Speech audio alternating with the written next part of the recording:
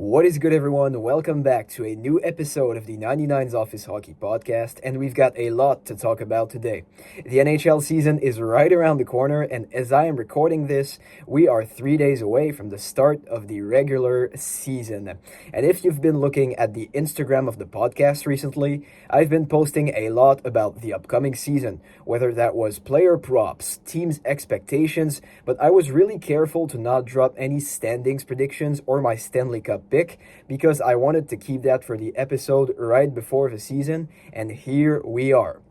So today we're going to be going through my predictions for the standings of every NHL division, all four of them. We're going to go through my Stanley Cup bracket, and at the end, you'll know my Stanley Cup pick. So without further ado, let's get right into it.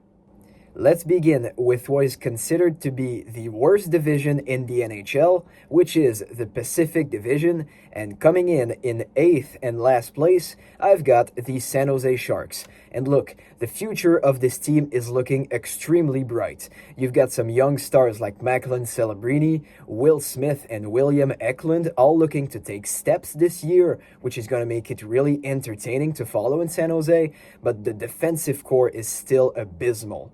You've got some serviceable players like Mario Ferraro and Timothy Liljegren, but the additions of Dmitry Orlov and John Klingberg are just not all that convincing. You've also got Shakir Muhammadulin, but he's probably more of a depth option. And in net, you've got Yaroslav Askarov. Just beginning his NHL career, he's probably going to look decent. He's got a lot of raw skill, but the defensive core in front of him is not going to be helpful at all for his development. Still, I believe San Jose is going to be really entertaining to follow, but they lack some depth, a true defensive core, and a established goaltender, so I think there's still a long way to go before we can say San Jose is competitive. I don't think they'll be a 52-point team. They should take a step, but more into the mid-60s kind of range, which should still land them the 8th place in the Pacific. And then I've got a team that just smashed expectations last year, nearly making the playoffs in the Calgary Flames. And on the offensive side of things, they've got some serviceable players like Jonathan Huberdeau, Nazem Kadri. Matt Coronado should also take a step into being a 30-30 kind of guy, but they just lack some true star power. Outside of the guys I mentioned, you've got some middle sixers, some that are still yet to take steps like Joel Farabee or Morgan Frost, and you've also got some older guys in Blake Coleman and Mike Backlund, so the whole mix of the Calgary Flames offense is just not all that great in my opinion. On the defensive side of things, you've got Mackenzie Weegar, which is your stabilizer, but outside of that, it's still pretty shaky. You've got Rasmus Anderson, which is really likely to get traded this year, and you've got Zane Parekh, who's about to make his NHL debut. We know he is an offensive beast, but can he truly have an impact on the defensive side of things? I'm really intrigued to see him play that out. And in net, you've got Dustin Wolf, one of the brightest young goalies in the NHL, but he just hasn't got any true backup behind him, so he's going to be used a lot, and on some nights with that defensive core, it might get rough for Calgary. And I don't think they're going to be going through an easy season. They should try to go down to pick up a true blue chip prospect like Gavin McKenna, because that's what they need. And then I've got a team that is currently in peak no man's land in the Seattle Kraken. And just like Calgary, their forward core is pretty well balanced. You've got a lot of decent middle sixers in there, but you just truly lack any star power. Jared McCann is simply not an option as your best forward if you're truly looking to contend. And you've got some young guys that I think can take steps this year, like Matty Beniers, just get back on track to be that 60-ish point kind of center that he hasn't been in the past 2 years. You've got Shane Wright, whose evolution is pretty interesting to follow, and I am a big believer in Yanni Newman to be a pretty decent goal scorer. He could go for a 20-20 kind of year in my opinion, and the defensive core is okay. You've got Vince Dunn and Brendan Montour, but outside of that, it's big and slow, steady kind of guys. I didn't really like the addition of Ryan Lindgren down there, and Joey Decourt is a pretty decent goalie, top 14 to 20 in my opinion, so they're just just decent, but as I said, they're in peak no man's land right now. And unless their young guys take a step, I also forgot to talk about Capo Caco. I just don't see them being really competitive for the 25-26 season. Next up, I've got a squad where everything went wrong last year in the Vancouver Canucks. They're looking to get back into the playoffs this year, but there's still a lot of question marks surrounding that team. On the offensive side of things, you've got Elias Pettersson, which is now your true star, because JT Miller is gone to New York, and he was not able to produce really much last year, and can he really bounce back? That's the question, because the injuries have been really dragging him down in the past few years, and he's just not that 100-point Selke level kind of center that we saw in 22-23. I still think he's going to go back to maybe 70, 80-point kind of form, and you've still got Quinn Hughes on the back end alongside Philip Hronek and Marcus Pettersson, so the defensive core should be pretty good. But in net, you've got Thatcher Demko, who is just so injury prone. Last year, he had a really rough stretch coming back from his injury, and I'm not sure if he's going to be able to truly bounce back to 2024. Vezina finalist, kind of Thatcher Demko. So if everything goes right for the Canucks, Pettersson bounce back, Hughes doesn't get injured and remains just as good, and Demko comes back to true form, yes, I might see them making a playoff push, but I still think they're going to be just a tad short. In fourth place of the Pacific Division, I have Ken Holland's artwork in the LA Kings. If you didn't know already, Holland made some questionable decisions this year in free agency, signing veterans like Brian Dumoulin, Cody Ceci, Corey Perry, and Joel Armia to some pretty hefty contracts. And yes, you've got some pretty interesting elements in LA. You've got Anze Kopitar, Adrian Kempe, Quinton Byfield looking to take a pretty big step this year, but they're just not going to be one of the best defensive teams in the NHL like last year, because you replaced rock-solid defensemen like Vladislav Gavrikov and Jordan Spence by slow and steady-at-home veterans like Brian Dumoulin and Cody Ceci. And Darcy Kemper was really good last year, but he has a track record of being really inconsistent. So I think the whole package of additions of the LA Kings and just the internal unction getting back to reality. Drew Doughty is also 35 years old now, so I think they'll be missing the playoffs just by a bit. So, in third place, sneaking into the playoffs for the first time in God knows how many years, I've got maybe the boldest pick of the video in the Anaheim Ducks. And look, they're going to benefit a lot from internal growth. You've got Leo Carlson, which I consider to be a solid breakout candidate this year. You've also got Mason McTavish taking steps, the second year of Cutter Gauthier, and they added Chris Kreider, which is a known goal scorer, and Mikael Granlund, great playmaker, to, surround those guys and give them some help. So I think the forward core of the Anaheim Ducks is one of the most underrated in the NHL, and the defensive core is still very young, but you've now got your number one guy in Jackson Lacombe, which is an offensive menace, and you've got Pavel Minchukov and Owen Zellweger looking to grow into bigger roles, and Radko Gudas and Jacob Trouba will do the heavy lifting of the defensive side of things, if you will. And in net, you've got one of the brightest young goalies in Lukáš Dostal, who broke out last year. I still see him being really good. So yes, I've got the Anaheim Ducks in the playoffs this year. For the second place in the Pacific Division, and we've got a pretty clear top two down there, I've got the Edmonton Oilers coming up second. And still, they've got two of the top three players in the world right now in Connor McDavid and Leon Draisaitl. But the main difference between this version of the Oilers and the one that went all the way to the Stanley Cup final last year is the depth. Because Edmonton lost some pretty important pieces in the offseason, and let's just say they're betting a lot on Isaac Howard and Matthew Savoy to be top six contributors as soon as this year. Still, I like the defensive core. You've got guys like Bouchard, Ekholm, and the acquisition of Jake Wallman was just tremendous for this team. The main question is still between the pipes. Can Stuart Skinner just lock in? And can Connor Ingram go back to Arizona form that we saw him going to 2 years ago? That'll be to see, but still, Their goal is to win the Stanley Cup right now. It is their time. So I think they will breeze their way into the playoffs, if that makes sense. And then, coming in as the leader of the Pacific Division, I've got the Vegas Golden Knights, and their forward core is just so deep.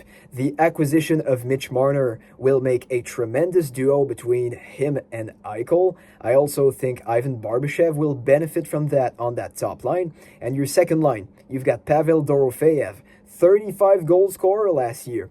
You've also got some pieces like Tomas Hertl, William Karlsson, and Mark Stone. May I remind you, who is one of the best defensive wingers in the NHL. And on the defensive side of things, the loss of Alex Pietrangelo will obviously hurt this team, but you've got Shea Theodore and young guys can, take a leap into that role. I've got Kaden Korczak as a pretty important breakout candidate for Vegas. The main question is in between the pipes. They've got Aiden Hill. Reportedly, they're going to get Carter Hart as well. Will that make him a starter? I'm not so certain, but still, this team is just so great, and I think they're going to be a President Trophy contender for this year. So let's just recap the division. I've got Vegas, Edmonton, Anaheim, Los Angeles, Vancouver, and the bottom feeders, Seattle, Calgary, and San Jose. Let's now move on to the Central Division. And still coming in at the bottom of the Central Division, I've got the Chicago Blackhawks. But still, it is a pretty make or break year for the Blackhawks because many of the guys that were drafted under the Kyle Davidson regime, if you will, are making their debuts this year. Whether that is Sam Rinzel, Artyom Levshunov, well, those guys, Oliver Moore as well, those guys are all looking to make pretty important leaps in their career, but still, Chicago just doesn't have the pieces to be competitive, and right now it is reflecting on Connor Bedard's development, who just wasn't really up to the task last year, and many are now questioning his generational status. I'm not up to that point, but let's just say it's a pretty important season for him, but still, I don't think the Blackhawks will be competitive in any way for the 25-26 campaign. And right above the Blackhawks, I've got a squad that saw everything go wrong last year in the Nashville Predators. July 1st, 2024 will always be remembered as a pretty dark day in the country city because Barry Trotz gave $21 million combined to Steven Stamkos, Jonathan Marchessault, and Brady Shea. And those guys just weren't up to the task last year. Marchessault was pretty decent, but Stamkos saw a big regression in his production, and the same happened with Brady Shea.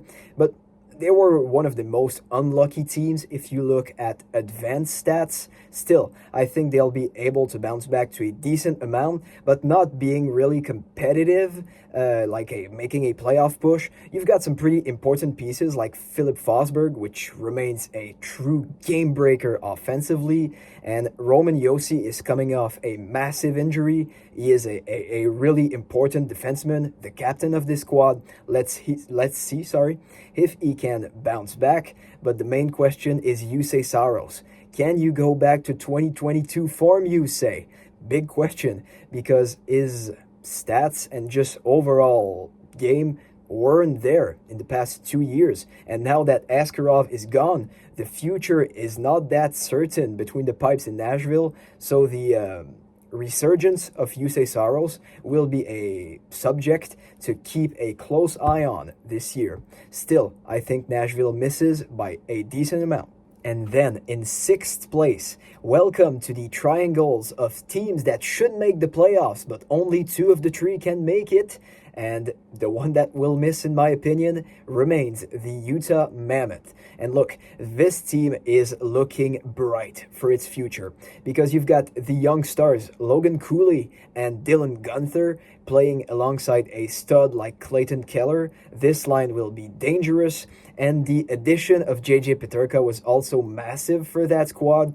But still, Barrett Ayton as your second line center, I'm not in love with that, if I can say it that way, and the depth is not all that convincing in my opinion. The defensive core is pretty decent. You've got Mikhail Sergachev, true number 1 defenseman, but behind him it's still pretty shaky in my opinion.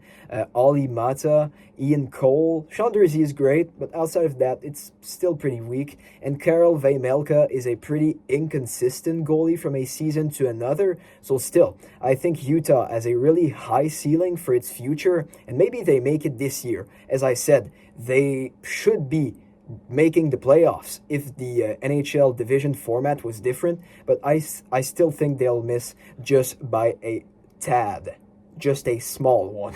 In fifth place, narrowly edging the Utah Mammoth for a playoff spot, I've got the St. Louis Blues. And as soon as that team hired Jim Montgomery to be their head coach last year, they were rolling at a 105-point pace. And although I think that might not be sustainable for a full season, they still have some pretty interesting young players. The cornerstone being Robert Thomas, who is now one of the best playmakers in the NHL. I am also a big believer in Jimmy Snuggerud for his rookie season. He's suited to play alongside Robert Thomas, so I think that duo will be pretty dynamic. And you've got interesting players as well. Dylan Holloway, who broke out last year. Jordan Kyrou, great skater, great shooter. And Pavel Buchnevich is still a 60-point kind of guy. So the whole mix of the offensive core is interesting. The defensive core is pretty good. You've got the electric pairing that was Cam Fowler and Colton Parayko last year. Will they remain as good? That's yet to be seen, but you've got Philip Broberg and Justin Falk to help out. I'm not so certain about the third pairing.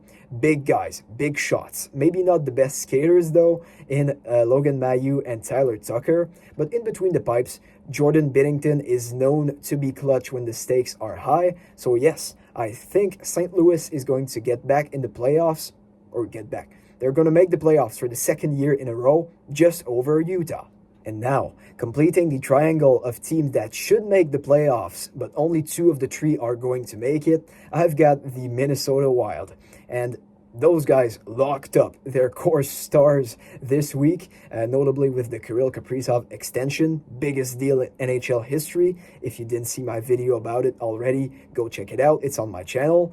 You've also got Philip Gustafsson that got locked up this morning to a 5-year deal. So those extensions are now behind the Wild. They don't have to worry about it, especially the Kaprizov one with the trade rumblings that we had.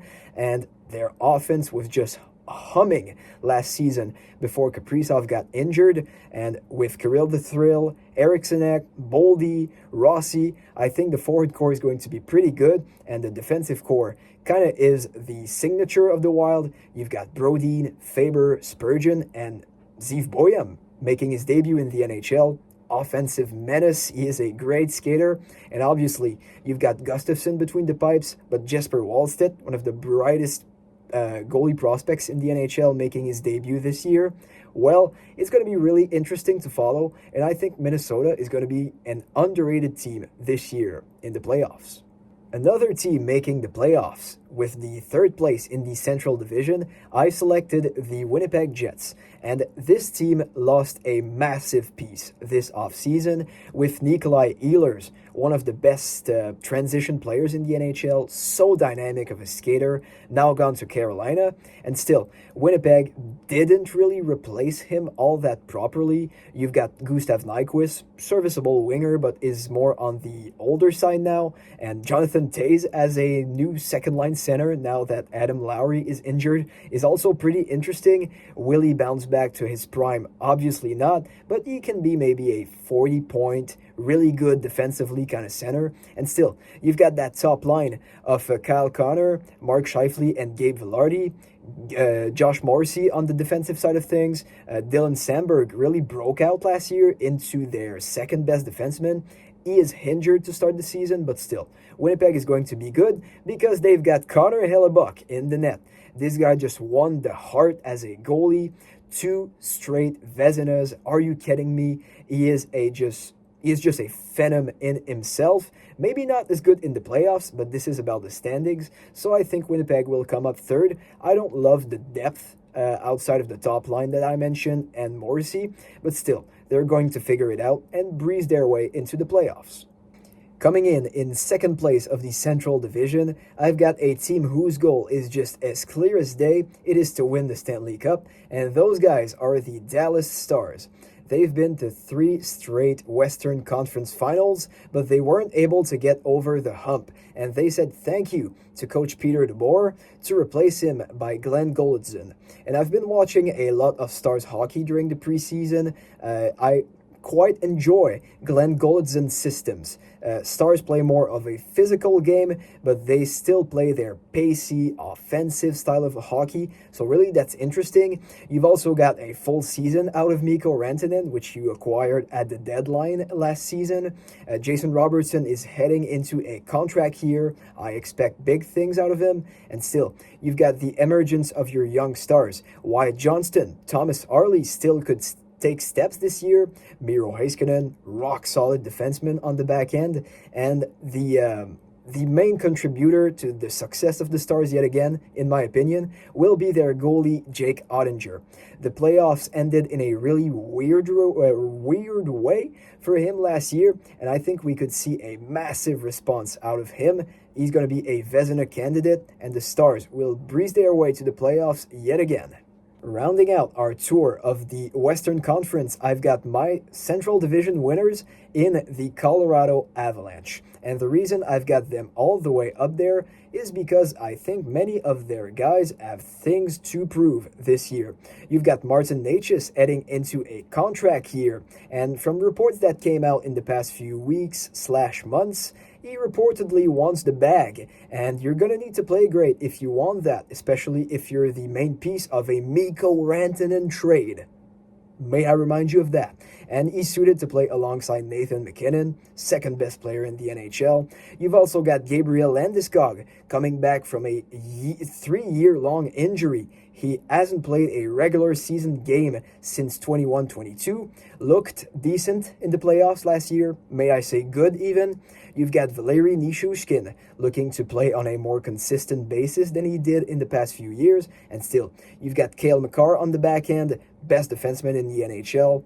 Although I kind of like Quinn Hughes as that guy, but that's for another debate. And you've got Devin Tays alongside him. I just don't like the depth of that defensive core, in my opinion. They should be looking to get a second pair defensive D-man kind of guy. And in net, you've got Mackenzie Blackwood, who proved to be pretty good last year. So all in all, I've got Colorado winging the Central. So here's the resume of the Central. You've got Colorado, Dallas, Winnipeg, Minnesota, St. Louis, Utah, Nashville, and closing it out, Chicago.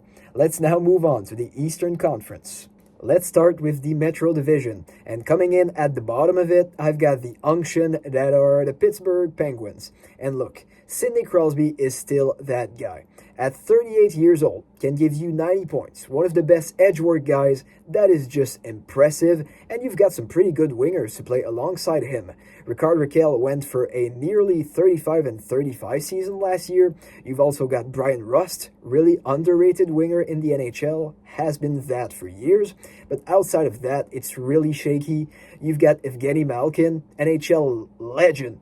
But he keeps slowing down, and this might be his last season in the NHL at 39 years old. And outside of that, the defensive core is just abysmal. The acquisition of Erik Karlsson was a fail for the Pittsburgh Penguins, straight up. He is good on the power play, but defensively, he is still non-existent. Chris Letang keeps getting older at 38 at that point, so Pittsburgh is just looking really old now. And in between the pipes, who is starting? Is it Tristan Jarry, who was nearly unplayable last year? Is it Archer Silovs that you acquired in the offseason? That's going to be an interesting storyline to follow, but still, Pittsburgh should be coming in pretty easily as the worst team in the Metro, and honestly, that's a good thing for them because they need to draft a blue-chip prospect, and the 2026 draft class is looking pretty decent. You might want to take a shot at a Gavin McKenna this year. Let's keep rolling with Pennsylvania teams. In 7th place, I've got the Philadelphia Flyers, who are now coached by Mr. Rick Tocchet, and I think that's going to be a pretty interesting mix with some of their stars, because they've got Travis Konechny and Matvei Mishkov, who are their two cornerstone pieces on the offensive side of things. You also added Trevor Zegras in the offseason. This guy is obviously so skilled. They might play the three of them might play together, so that's going to be a really interesting storyline to follow. But outside of that, the forward core is kind of shaky. You've got Sean Couturier, which is a veteran, but since coming back from his year-long injury, he just hasn't been the same player outside of that. And you've got okay guys like Bobby Brink, Nikita Grebenkin, Christian Dvorak. Those guys can all help on the offensive production, but you might not score a lot of goals outside of the first line if you're Philadelphia, and the defensive core is still pretty shaky. You've got Travis Sanheim, who established himself as a rock-solid defenseman last year, but you've got Rasmus Ristolainen, which might get traded this year, and outside of that, Igor Zamula, Jamie Drysdale, reclamation projects, honestly, not that convincing. And in between the pipes, Philadelphia's goalie tandem was one of the worst in NHL history last season. And although they brought in Dan Vladar to give some help to Samuel Ersson, will that really have an impact? That's yet to be seen. So I think Philadelphia might take a bit of a step and be a fun offensive team, but defensively it might be rough in some stretches. In sixth place of the Metro, I've got one of the best feel-good stories from last season in the Columbus Blue Jackets.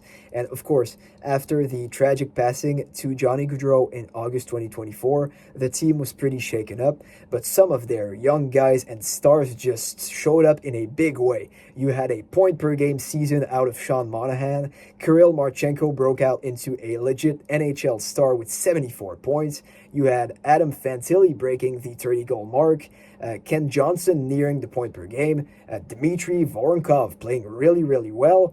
The offense just came all together last year, and obviously a Norris caliber season from Zach Werenski was helping, to be honest. 82 points in 81 games, and the goaltending tandem was still abysmal, and that might be a worry into this year. Elvis Merzlikins is just not an NHL starter at this point. You've got Jet Greaves, who was just amazing at the end of last year. Can he break out into that starter? That's yet to be seen, but Columbus is still going to have a decent offense, but regression signs are kind of pointing. Many guys had career years and unsustainable shooting percentages, so still, I think they're going to take a step from the team that they were 2 years ago, but they might go down a bit and miss the playoffs by quite a decent amount, in my opinion. Right above Columbus, I've got the first of New York teams in the Islanders. And looking at this roster on paper, you might say, those guys are not better than the Blue Jackets, but there's one X factor that Columbus just doesn't have. It's a Vezina caliber goalie in Ilya Sorokin, and this guy, 2 years ago, 924, the year before, 925. He is just an elite goaltender. He's got a solid team in front of him. The defensive core, now that they traded Noah Dobson, is pretty shaky.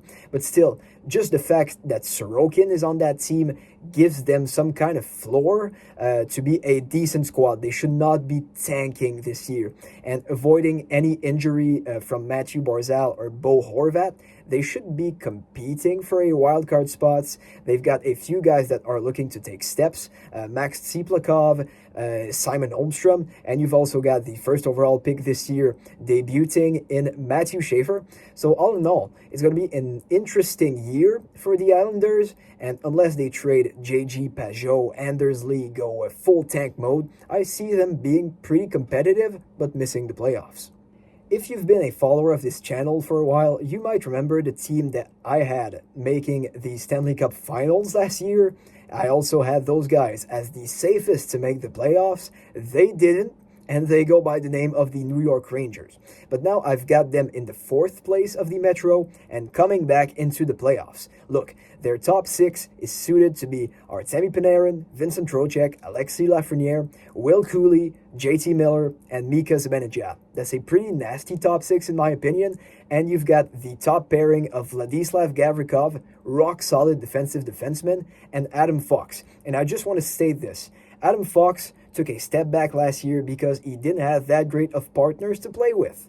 he had Keandre Miller or Ryan Lindgren, so giving him a rock-solid defensive defenseman will allow him to play more of an offensive game and go back to those Norris caliber point totals while being great defensively.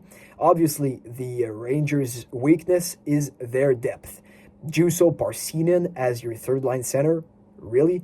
I don't think that's good enough, so that's why I don't think they'll reach President Trophy heights or anything, but they should get back into the playoffs.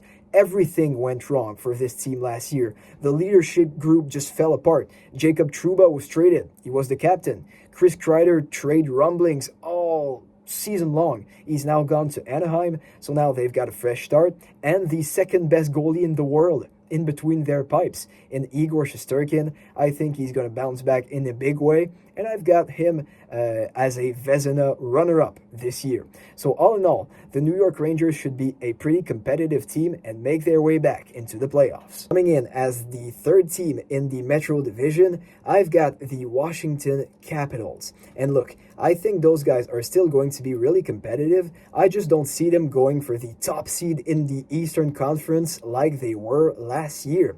And that for a couple reasons. You've got a pretty good top line in Alex Ovechkin, Dylan Strome, and Tom Wilson. Alex Ovechkin, which is your main star offensively, is now 40 years old.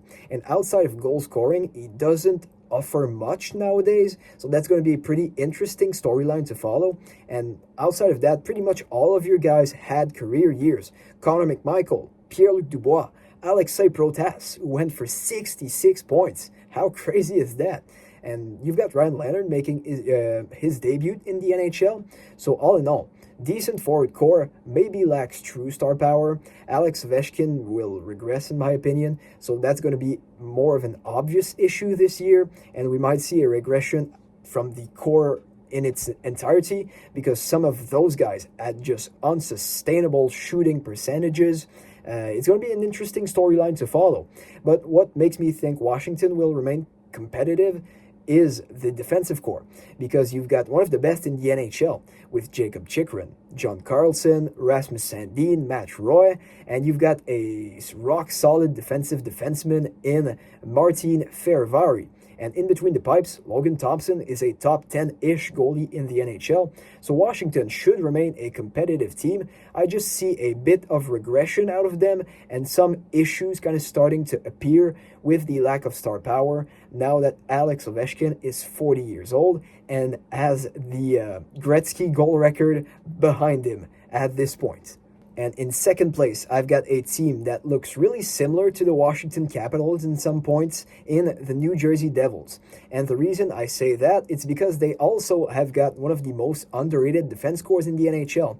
You also have that defensive guy, offensive guy kind of fit for your pairings with Siegenthaler and Hamilton, Hughes and Pesci. You see the offensive and defensive distribution. And Simon Nemec, second overall pick in 2022, looking to make his mark in the NHL this season. With the injury to Jonathan Kovacevic, it's his time to shine. And you've also got a top 10-ish goalie in Jacob Markstrom. So far, Washington and New Jersey looking pretty similar now. But the difference, in my opinion, is on the offensive side of things. Because New Jersey might not be as deep as Washington, but they have got the star power.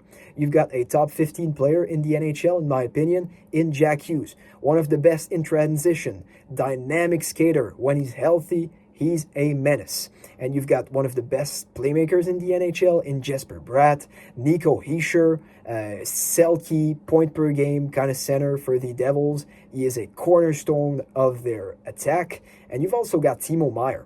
He is kind of boomer bust guy. If he can get back to that San Jose form, 35 goals, he's going to be a really pivotal piece for this team. And I see them barely finishing above Washington. Still, they're going to face each other in the playoffs, but it's going to be a really interesting race in the Metro, in my opinion. Now that New Jersey is back to form, if they can stay healthy, they'll make some noise. My Metro Division winners are also my President Trophy winners, which is the best team in the NHL for the regular season, and I've got the Carolina Hurricanes. And last year was kind of a down year for them because they lost so many important pieces in free agency, like Teuvo Teravainen, Dmitry Orlov, just to mention a few. But this year, they had a lot of cap space, and they did use that to their advantage. They welcome in Nikolai Ehlers, as I mentioned earlier in the video. One of the best players in transition in the NHL, smooth and dynamic skater. But you've also got Keandre Miller on the back end that I think should break out in the Rod Brindamore system. You've also got Alex Nikishin, a stud defenseman from Russia, making his debut in the NHL. And still, you've got all the pieces that you had in Jacob Slavin, best defensive defenseman in the league. Sebastian Aho, point per game center, really great two-way kind of guy. Seth Jarvis, Selke candidate. And yeah, I think the whole mix in Carolina is just set up for a great regular season. We'll see how it goes in the playoffs, but honestly, outside of a second-line center, this team doesn't have any weakness. Maybe their goaltending tandem is not great when they're injured, but they're not at this point. So the weaknesses are very, very limited for Carolina, and I've got them as my Metro winners and also President Trophy holders for this year. Now, let's go through our last division, the Atlantic. So kicking off our Atlantic standings, and it is really unfortunate, I still see the Buffalo Sabres at the bottom of the barrel. And look, I feel bad for this fan base. It's been nearly 15 years since they haven't seen any playoff hockey. But look, their team is decent in my opinion, but the division is just so evenly stacked that it's really tough to be competitive in the Atlantic right now if you're not a top dog, and they've got some really good pieces. Tage Thompson might be going for 50 goals this year. You've also got Rasmus Dahlin, Norris caliber defenseman, but the pieces around him are just not all that great. You've got some young studs that could break out. Zach Benson, Yuri Kulich, really skilled forward, and they're going to be given the opportunity. You've also got Owen Power and Bowen Byram on the back end. Those guys are also really good, but you've also got Michael Kesselring, so the top four is going to be great, but there's just a feeling around this team that is not great, and the goaltending tandem just stinks. You've got Ukko-Pekka Luukkonen, since that Linsanity run in March of 2024, hasn't been the same guy. And you've got Alex Lyon, Alexander Georgiev. I'm just not sold on the project. They could take a step, especially with their young guys, but I don't think they'll be nearing the playoffs this year. And right above the Sabres, I've got a team that I also had pretty high in my standings last year and that ended up missing pretty clearly. I've got the Boston Bruins. And look, the main weakness of this team is really evident. It is the forward core. Because outside of David Pastrnak, their best scorer in 24-25 was Morgan Geekie. Yes, you heard that right. With 57 points, Pasta had 106. 49-point difference. And I don't see any guys bouncing back that much. Elias Lindholm should be a bit better, but not all that great. Like, he has been slowing down since he left Calgary. And you've got Pavel Zacha, Casey Milstead, Victor Arvidsson. This is just not a good top six for a team looking to make the playoffs. The defensive core is still great. You've got Hampus Lindholm and Charlie McAvoy. Great pairing. And I see Mason Lohrei kind of breaking out this year. And for the goaltending tandem, Jonas Korpisalo was okay last year. But Jeremy Swayman, we need a bounce-back season from you, my boy, because this contract is going to look pretty horrendous if you don't. So, yeah, all in all, I see Boston being a tad better than last year, but not really competitive and nearing the playoffs in any form. Above the Bruins, I've got the Detroit Red Wings for the 6th place. And look, this team doesn't look much different than it did last year, except they've got themselves a new goalie in John Gibson. who was really, really good for the Ducks last year, but the prior years was really inconsistent. So it's kind of a coin flip if he's really going to perform in Detroit. Still, I love Simon Edvinsson and Moritz Seider, but the defensive core outside of those two young studs is abysmal.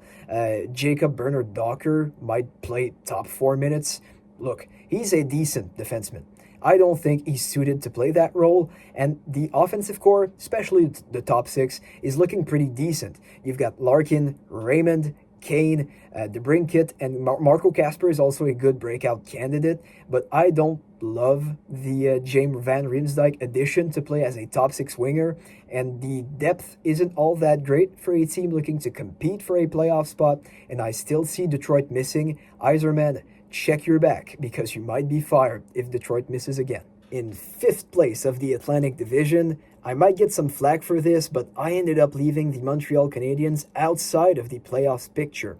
And look, I know that the additions of Noah Dobson and Zach Bolduc are going to be tremendous for this team. I also know that Ivan Demidov is one of the most interesting rookies that we've seen in the past decade. His puck handling is just so great. It's going to be a pleasure to watch. But you've got to remember that before December, January, that kind of run, Montreal was one of the bottom feeders in the NHL. They were not competitive at all, and they just went on a Linsanity run, especially after the Four Nations tournament. Nick Suzuki was a top 5 player in the NHL during that period, and although I think the additions are going to be great, there's obvious regression signs from this squad heading into this year, but I think the additions will balance it out, and they'll be still a pretty competitive team. But last year, they made the playoffs with 91 points while being kind of flukazy, if I'm going to be honest. 91 points usually doesn't get you a playoff spot. It's because the Eastern Conference was kind of in shambles last year. New York missed the playoffs. That was not expected. Boston did as well.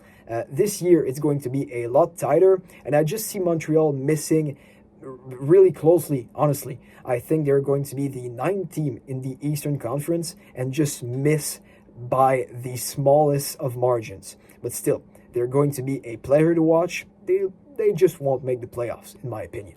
And right above the Habs, I've got their arch rivals in the Toronto Maple Leafs. And look, obviously, this team is going to be hurt by the loss of Mitch Marner, and that in a big way.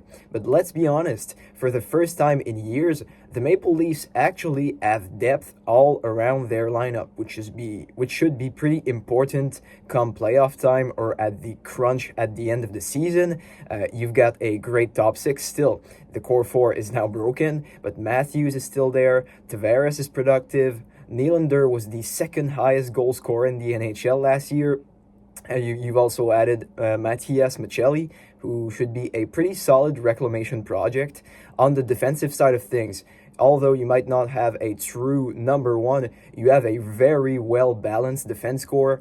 Morgan Rielly is a still serviceable offensive defenseman. Chris Tanev, great defensive defenseman. You've also got Jake McCabe, Oliver Ekman-Larsson on that third pairing, which is pretty good. And in net, you've got a solid tandem, Stolars and Wall, which should share the workload yet again. So all in all, it might be an adjustment without Marner, but I think the Leafs will be pretty good and might make some noise in the playoffs. We'll talk about it later. In third place of the Atlantic Division, I've got the back-to-back Stanley Cup champions in the Florida Panthers. And this team is in a pretty weird spot right now because their two best players are injured. Matthew Tkachuk shouldn't play until December to January, and Alexander Barkov is reportedly out for 7 to 9 months.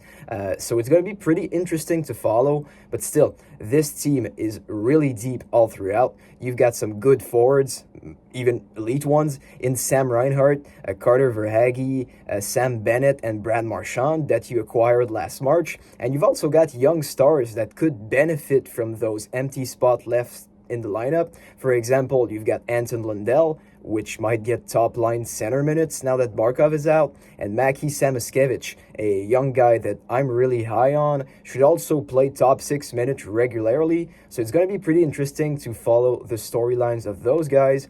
Your defensive core is still just as good as it was. You've got Forsling and Ekblad, Mikkola and Jones as your top 4. That is one of the best in the NHL. And in net, you might see some regression out of 37-year-old Sergei Bobrovsky, especially because he has played so much in the playoff, these past few years. But still, I don't see any way that Florida just misses the playoff this year. If they're close to doing so, Bill Zito will make sure to acquire players so that it doesn't happen, and they'll be a menace yet again come playoff time. Right above the Panthers, I've got a team that has been on the rise recently in the Ottawa Senators, taking the second place in the Atlantic. That might be a hot take as well, but hear me out. They've got one of the most underrated defensive cores in the NHL. You've got a true young number one in Jake Sanderson, who is a great skater, might go for 60-plus points this year. Alongside him, you've got a solid defensive defenseman in RM Zub, and for the rest, Thomas Chabot is a really serviceable defenseman when he isn't injured. You've also got Jordan Spence, which you acquired for dirt cheap from the LA Kings because they were barely using him. And then the pairing of Clevin and Jensen should be pretty mean. And back in the net, you've got a top 7 goalie, in my opinion, in Linus Ullmark, who is really consistent in the regular season. The only question that I have for this team might be the depth on the forward core, because your top 6 is really good. You've got Tkachuk, Stützle, Batherson, Giroux, Cousins, and Zetterlund. That's great, but on the bottom 6, you might lack a few pieces. That's why I think Ottawa will be pretty aggressive around the deadline, and still, I think they're going to have a great season this year, and that's why I have them second in the Atlantic. And my winners of the Atlantic Division are the Tampa Bay Lightning. And look, may I remind you of how good this forward core is. You've got the line of Genzel, Point, and Kucherov, which might all go for 90-plus points. You've also got Brendan Hagel, Anthony Cirelli, Oliver Bjorkstrand that you acquired from Seattle, and your third line is Yanni Gourde, Nick Paul, and Gage Gonsalves. That might be one of the best top 9s in the NHL, if not the best. And you've also got a pretty solid defense core. Victor Edmond is still a number 1 defenseman, even at 35 years old. But outside of him, it's still pretty shaky in my opinion. Darren Radish, Ryan McDonough, and Yanis Moser are pretty good players. I'm not sure of how great that top 4 is, especially on the defensive side of the puck, because some of them are pretty great puck movers, but outside of McDonough, they're having some pretty rough stretches in their own zone, but sometimes it's covered up by the elite goalie that Andrei Vasilevsky is. He really bounced back last season, but still, I think he's going to play around 60 to 65 games because he doesn't have a really competent backup behind him. As we speak, it's currently Jonas Johansson, which doesn't have great stats if we're going to be honest, but still, Tampa Bay is always a wagon in the regular season. It always gets a bit harder in the playoffs, at least those past few years, but I really believe in the Tampa Bay Lightning having a great regular season, and that's why I have them winning the Atlantic. So now that we got every division cover, let's just get a reminder of every team that made the playoffs based on my predictions. So starting in the Pacific, we had the Vegas Golden Knights, followed up by the Edmonton Oilers and the Anaheim Ducks. So no wildcard teams in the Pacific. In the Central, we have the Colorado Avalanche, the Dallas Stars, and the Winnipeg Jets taking the first 3 spots. And you have 2 wildcard teams in the Minnesota Wild and the St. Louis Blues. In the Metro Division, I have 4 teams making the playoffs in the Carolina Hurricanes, your President Trophy winners in my opinion. You've got the New Jersey Devils, the Washington Capitals, and the New York Rangers taking that wildcard spot. And in the Atlantic, you've got the Lightning winning it all, the Senators, the Panthers, and the Toronto Maple Leafs. I just wanted to precise, I have the Vegas Golden Knights being the best team in the Western Conference. So let's get into my playoff bracket. For our first matchup out west, I've got the top seed in the Western Conference in the Vegas Golden Knights facing the wildcard 2 team in the St. Louis Blues. And I just believe Vegas has way too deep of a forward core for St. Louis's to really match it. And Vegas also has the edge on the star power category, in my opinion. You've got elite forwards like Jack Eichel and Mitch Marner, while St. Louis, outside of Robert Thomas, doesn't really have that great blue chip forward to really match. And the defensive core of the Golden Knights, although might being hurt from Alex Petrangelo's loss, is still composed of massive guys who skate pretty well and are pretty damn hard to get around. So I think St. Louis might be bodied around, and even though I think they will give a challenge to the Golden Knights, winning 2 games in this series, especially with clutch performances from Jordan Binnington, I just don't believe they have the capacity to match the Vegas Golden Knights wagon of an offense, and that's why I have Vegas taking this series in 6 games. Another matchup that we would have out west would be between the second and third teams in the Central Division, and those teams are the Dallas Stars and the Winnipeg Jets. And look, the loss of Nikolai Ehlers will be massive for the Winnipeg Jets, especially since they didn't really replace him properly.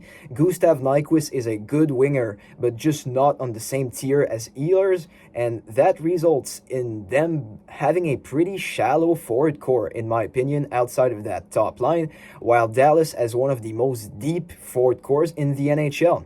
You've got Robertson, Hintz, Rantanen, Duchesne, Johnston, Seguin. I could go on, and their defensive core also has the edge, in my opinion. Yes, you might lack a right-handed defenseman, but you've got your three-headed monster of Heiskanen, Arley, and Lundell, all great two-way offensive and defensive, well-balanced defense core. While Winnipeg is also a pretty good one. You've got Morrissey, Samberg, Pionk, but in my opinion, it's really on the same tier. And in net, Connor Hellebuck will be the X factor of this series. Obviously, he is known to not perform too great in the playoffs, although he is the best goalie in the world in the regular season, while Jake Ottinger, more consistent playoff goaltender. But if Hellebuck just locks in, this might change the result. But for now, I have the Stars winning in 6.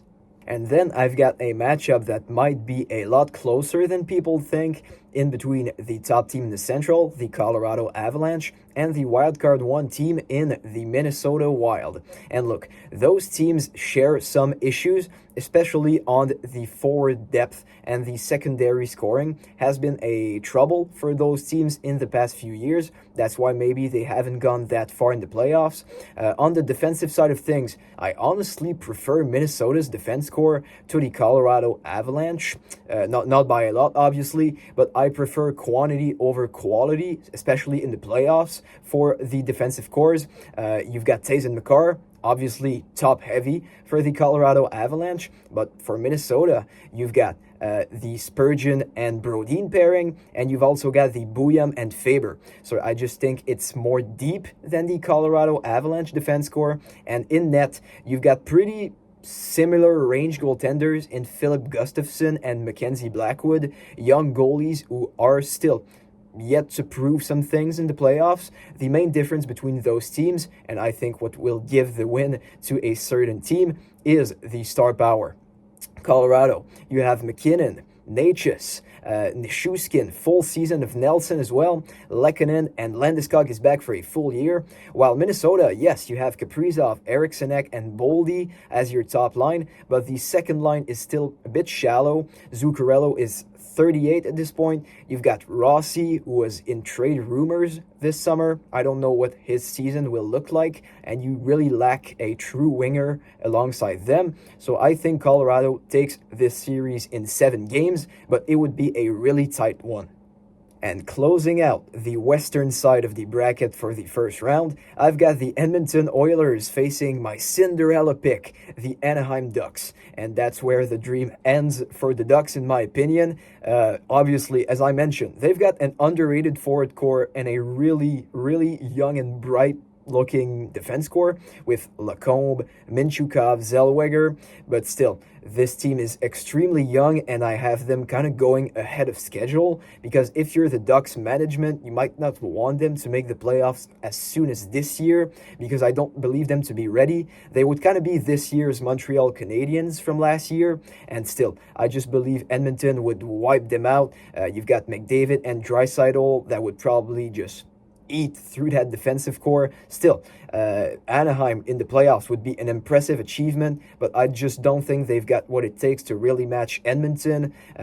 Maybe their goaltending, they might steal a game there, but honestly, I don't see it, and it would just be a great experience for the Ducks going forward for their rebuild to have a playoff appearance. So I have Edmonton sweeping the Ducks in 4 games. Starting us off out east, I've got a matchup that we have seen a couple times in the past few years in between the Toronto Maple Leafs and the Tampa Bay Lightning, the top seed in the Atlantic facing the wildcard one.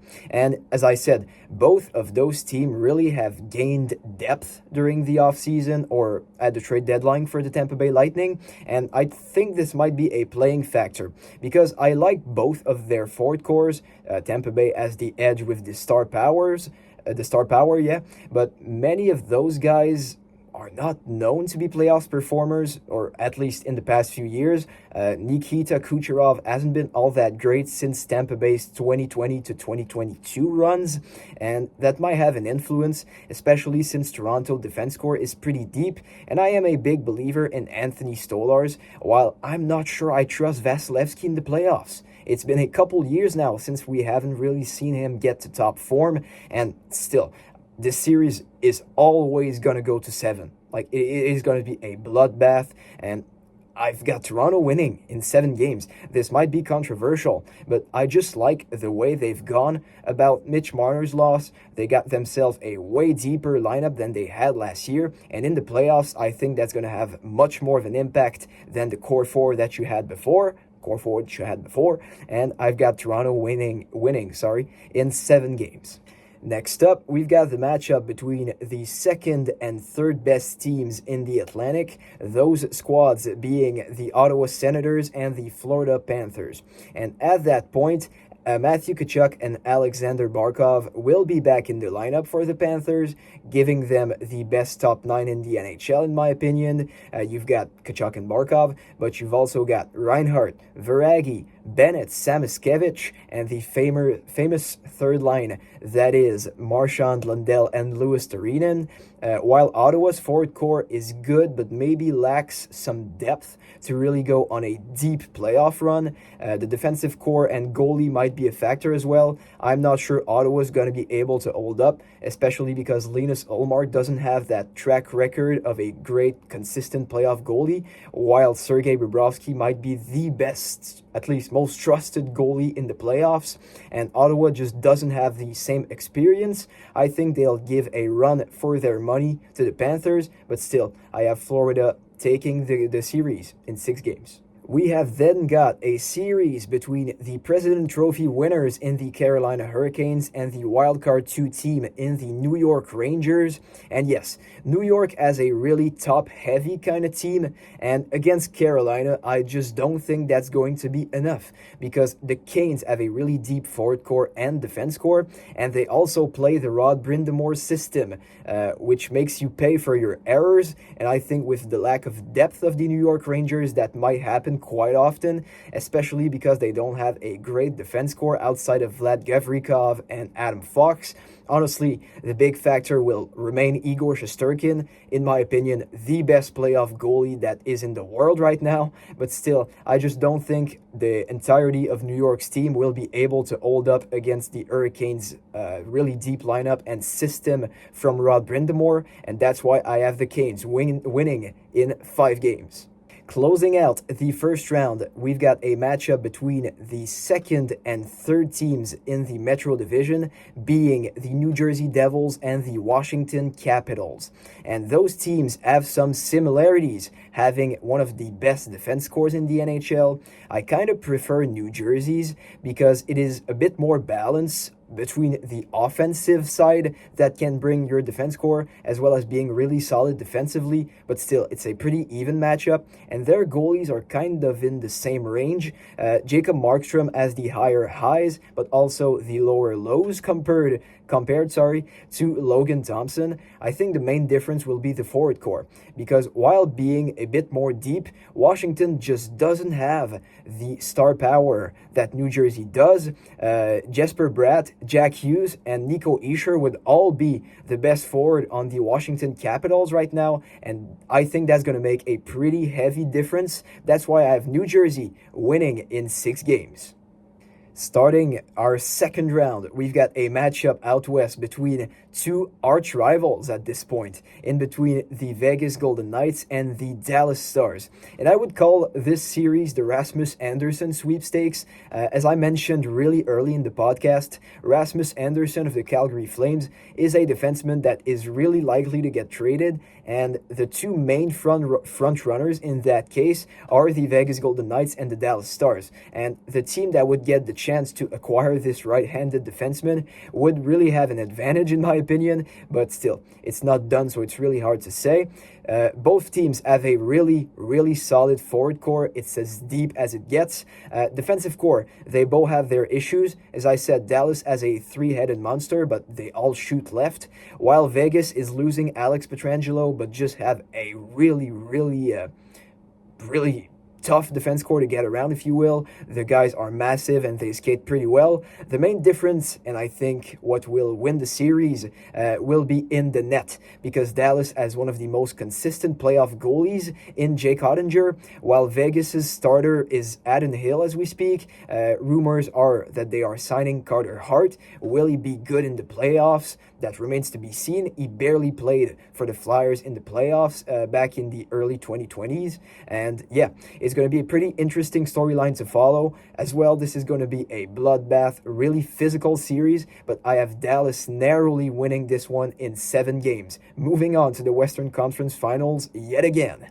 The other Western matchup would be must-watch TV in between the Edmonton Oilers and the Colorado Avalanche. And look, Colorado is able to win series because of their star power, but that just doesn't work when the other team has more than them, because Colorado's main strength will be their top 6, but Edmonton's is just as good, because you've got McDavid, Draisaitl, obviously, but they surrounded him with pretty solid pieces in Zach Hyman, Ryan Nugent-Hopkins. Obviously, they're betting a lot on Isaac Howard and Matthew Savoie, but I kind of believe in those guys, and you've got some pretty underrated snipers on your third line, like Andrew Mangiapane, 35 goals a few years back. While Colorado just doesn't have that, you have to rely on pretty secondary pieces to bring you the scoring that you don't get, and really, I don't see it really happening. And the defensive core of the Oilers is way deeper, in my opinion. They have a true second pair.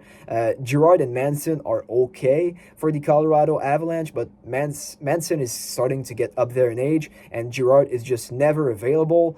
The main difference might be goaltending, but still, I see the Edmonton Oilers, who have more experience, and still, they've gone to back-to-back Stanley Cup finals. Their goal is to win now. Their window isn't as open as the Colorado Avalanche's, so I just think Edmonton will not run through them, but still win pretty easily in 6 games.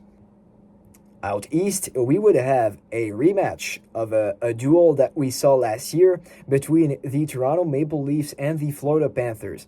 And Toronto obviously has gone through a lot of change during the offseason, letting go of Mitch Marner. But as I mentioned a couple times, they got a lot deeper than they were before. Their top 9 is great. I also like their defense core quite a lot, and their goalie tandem is pretty solid. And I think that's going to give a lot of trouble to the Florida Panthers. Let's remember, that series went to 7 last year, and in my opinion, Toronto has a better squad than they did in the spring of 2025, while Florida might be a bit gassed out. They've gone to 3 straight Stanley Cup finals. That is just impressive, but at some point, you've got to see some regression, especially out of your 37-year-old goaltender in Sergei Bobrovsky. I'm not sure he's going to be able to handle all that workload for another season. Honestly, he's getting really up there in age, while Toronto has just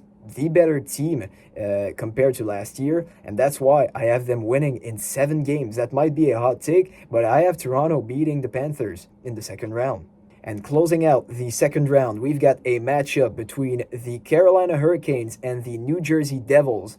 And a bit like I talked about between the New York Rangers and the Carolina Hurricanes, I just see Rod Brindamore's system slowly drowning the New Jersey Devils, because Carolina plays a really defensive style of hockey, but as soon as you make a mistake with their efficient forecheck, they're able to make you pay for it, and New Jersey doesn't really have all that much playoff experience, and I think that's where Carolina's going to take the edge. New Jersey has a lot to prove yet again, and I just think Carolina has a deeper forward core. I also prefer their defense squad over New Jersey's, even though New Jersey's is one of the best. Carolina might just be the best, and that's why I have them winning this series pretty easily in 5 games. So back on the western side of the bracket, we've got a rematch of the 2024 and 2025 Western Conference Finals in between the Dallas Stars and the Edmonton Oilers. And earlier in this video, I said that I was confident in the Edmonton Oilers when they were playing more of a top-heavy team. But Dallas isn't quite that. They're now more of a balanced roster. You've got one of the deepest top nines in the NHL. So Dallas, in my opinion, has the edge there. On the defensive side of things, I still prefer Edmonton's defense core compared to Dallas's. Yes, Dallas has Arlie, Heiskanen, and Lindell, but Edmonton has more of a core four kind of thing with Ekholm, Bouchard, Nurse, and Wallman. So far, those teams are pretty even. Dallas is more physical now, so I think they might be able to hold up a bit more along the boards. So the main factor and the winner of this series will, in my opinion, be the Dallas Stars because of their goaltending. Last year, Jake Ottinger's playoffs ended in a really weird way, if you will, with Pete DeBoer's comments based on his performance, and I just see a big response out of him, especially against the team that got the best of him last year in the Edmonton Oilers, and that's why I have the Dallas Stars going to the Stanley Cup Finals in 7 games against the Oilers. On the eastern side of the bracket, we've got a matchup between the Carolina Hurricanes and the Toronto Maple Leafs, and that's where I think we draw the line. For the goaltending tandem, I think they're pretty similar when healthy. You're going to get the same stats out of Stolarz and Woll as you would in Anderson at Kochetkov. At least that would be pretty close.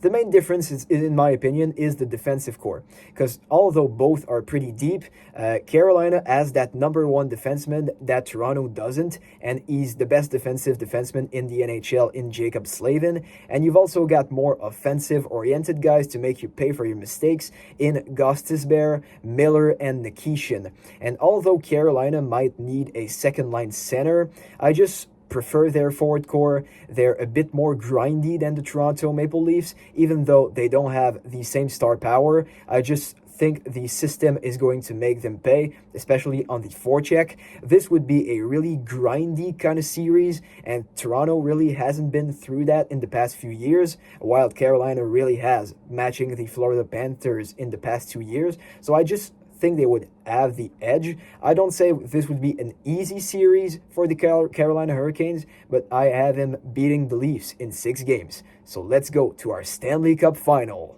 And for our Stanley Cup Finals, we've got a matchup between the Mikko Rantanen trade actors, if you will, in between the Dallas Stars and the Carolina Hurricanes. Both of these lineups are really solid all throughout. They both have one big flaw. For the Dallas Stars, it is clearly a top 4 right-handed defenseman. It would be crucial for them to get one. Cody Ceci wasn't the answer last year, obviously. And for the Carolina Hurricanes, it is a second-line center, because Jesperi Kotkaniemi and Jordan Staal are serviceable players, but they're not really all that great second-line center options for a true contender. So obviously, those flaws are going to play a big role in the series if they are not addressed. But we need to go over the lineups that we've got right now. So let's go into a small analysis of it. So on the forward side of things, I narrowly pick the Dallas Stars over the Carolina Hurricanes simply because I think Dallas is more secondary scoring options. Yes, both teams have a really good first line, but Carolina doesn't quite have the Matt Duchene, Wyatt Johnston, Tyler Seguin options to bring you this secondary scoring, and Dallas just doesn't have really an issue with their second line center, which Carolina does. So all throughout, I think Dallas is just a bit deeper, but Carolina is very efficient on the forecheck, so that might balance it out, if you will. So far, we've got a pretty even matchup. On the defensive side of things, it would be an interesting debate to follow because Carolina have their number one defenseman in Jacob Slavin, best shutdown guy in the NHL, and you've also got a lot of offensive firepower in Shane Gostisbehere, Alexander Nikishin coming from Russia, and Keandre Miller joining the team, and you've got Walker and Chatfield as solid defensive guys. And for Dallas, you've kind of got two number one defensemen in Thomas Harley, looking to break onto the scene even more with his upcoming contract next summer. And you've got Miro Heiskanen as well. 73 points 2 years ago, was injured in the past 2 seasons, so it's going to be really interesting to follow his bounce back. You've also got Esa Lindell as that third string defenseman, great stabilizer defensively, and you've also got Leon Bichel and Nils Lundqvist, who will get much more of an opportunity this year. It's going to be interesting to follow their potential breakout. And you've got Ilya Lyubushkin as that sixth D-man right now. I could really see a Rasmus Anderson joining the team at the deadline. So still, we've got a really even matchup back there. I just think Dallas is more of a balanced defense core because all of their guys can provide offense while being really good defensively. Miro Heiskanen is a Norris candidate every year for his defensive game. Thomas Harley is a underrated two-way guy. Esa Lindell, great defender. And Leon Bichel is a 6'7" tower on the back end. So it's going to be a really even matchup. But the main difference is in between the pipes. Because yes, Carolina's goalie tandem can be really efficient when they are healthy, but if you look at their stats from last year, they weren't all that great even when they were playing, while Dallas has a top 5 goalie in the NHL and also a top 5 backup if needed. So the forward cores and defensive cores are pretty even in my opinion. They don't necessarily bring the same things to the table, if that makes sense, but I just think Dallas has the edge on the goaltending side of things. So all in all, if you look at the forward and defense core on top of the goaltending tandem, I would give the edge to Dallas, and I have them winning the Stanley Cup in 6 games. Listen, their forward core is a bit deeper than Carolina's. They have way more secondary scoring options, and even though Carolina might have the edge on the forecheck, Dallas is pretty much every bit as good, and they can make you pay for your mistakes, and that's where I think goaltending will have the most impact. I'm not sure if Anderson, who is 35 at this point, and Kochetkov, pretty inexperienced goalie in the playoffs, will be able to truly hold up against so deep of a forward core. And even though I like Jacob Slavin, I think the offensive options that Carolina brought into the offseason, or Shane Gostisbehere that they already had, might not be able to hold up defensively. I think this might hurt them in the end, while Dallas is great two-way defenders in Harley, Heiskanen, and Lindell, and we might see a bit of an improvement out of Leon Bichel, who's going to be a playoff menace, and also out of Nils Lundqvist, especially if they add Rasmus Anderson. And my Conn Smythe pick would be Jake Ottinger. As I said all video, his answer out of the Peter DeBoer comments is going to be so interesting to follow. I think he's going for a Vezina caliber season, and he's going to establish himself as one of the best goalies in the world. So my 2026 Stanley Cup champions are the Dallas Stars. And I am a big believer in the fact that you need to go through bruises in the Stanley Cup playoffs, if that makes sense. Dallas has been going to 3 straight Western Conference finals, and they've lost in all of them.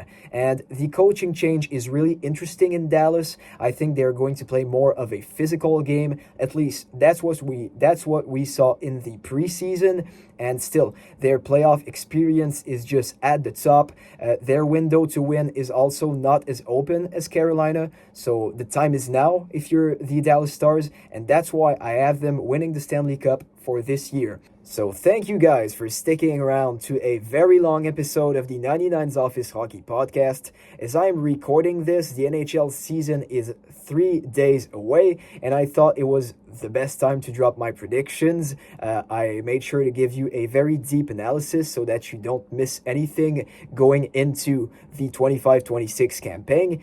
If you've got other predictions, hot takes, of course, leave them in the comments. I'll make sure to take a look at it and we'll discuss about it. So I wish a happy start to the NHL season for everyone. And from the 99's Office Hockey Podcast, see you soon. Peace.